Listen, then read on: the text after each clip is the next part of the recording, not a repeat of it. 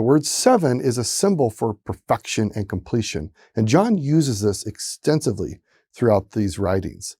And the first thing he talks about is 7 churches. Think about maybe 7 wards, and he's sending this letter to each of these 7 wards or churches in what is called Asia, or a portion of what is now modern-day Turkey. He wants them to know what God has revealed to him, and he gives them specific instructions that each ward or church will need to encourage them in specific challenges they may face.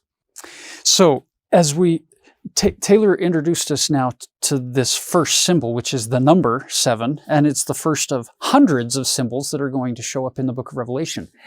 We've done this before. We did this last year in Isaiah, but it's worth repeating to set the stage as we now go quickly through some of these remaining chapters. I want to demonstrate something for you. I want you to think in your mind of how would you describe that, and come up with as many ways as possible in, say, 60 seconds, that if you had to talk to somebody, how you would describe that. Chances are most of your minds are instantly going to words like instrument, keys, black and white, music, all of these amazing things that it creates moods that you can accompany people, all of these words. Now, stop and think about that for a minute. What did I do? I wrote this word on the board, and I asked you to describe this. I didn't ask you to describe what this word represents. That wasn't the prompt. The prompt was, describe this to somebody.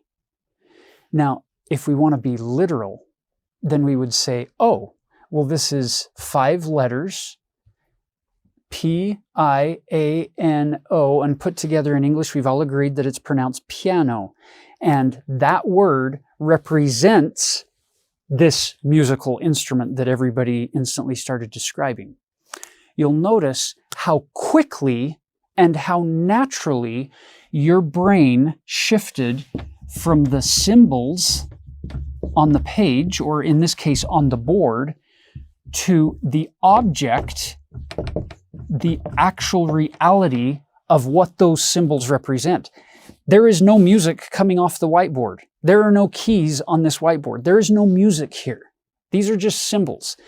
So what I'm trying to demonstrate is the fact that you already have the skill set to be able to make the jump from the symbolic to what the symbolic is representing, and the various types of pianos. There are grand pianos, there are baby grand pianos, there are upright pianos, there are old, there are new, they're big, they're small, they're electronic.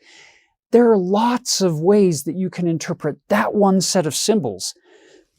Same thing with the book of Revelation. Often when you get into Hebrew symbolism, there are layers upon layers upon layers of potential ways that that symbol could bring value and meaning and motivation to an individual. And it might be different for you than it is for somebody else, and that's okay.